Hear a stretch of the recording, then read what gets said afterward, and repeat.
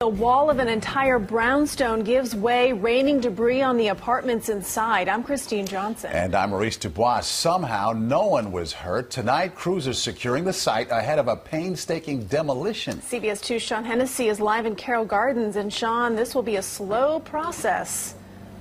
Yeah, no doubt about that. We'll get to that later. But Christine, you were absolutely right. In fact, crews right now are beginning for this building's demolition, a demolition made necessary after the side wall and back of the building seemed to fall off from the rest of the structure. And now the question from investigators is, why did this happen?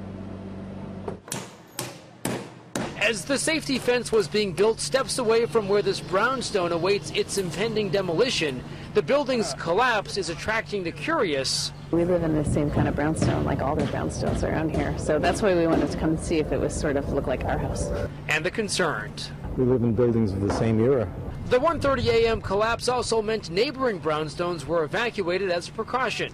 We left at about 3 in the morning. I have 2 young kids, so we packed them up in the car and I took them into my office in the city and we slept on my couch at my office. This building housed 14 people, most of whom were on vacation, including a family whose apartment took the brunt of the collapse. Most of it collapsed into the children's bunk beds on the first floor. So they were very, very fortunate that they were on vacation. Also away at the time, building owner Howard Schneider, seen in the orange, and his wife Cece, who didn't say much about the near tragedy.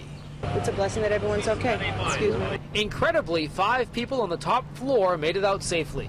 Thank God everyone got out okay. That's the main thing. You know, a house you can replace. And this structure will be replaced with demolition set for Tuesday morning. As for the cause, the building's mid-1800s construction may be a factor in its demise. The wood rots, the mortar between the brick just gets old and starts to fall apart.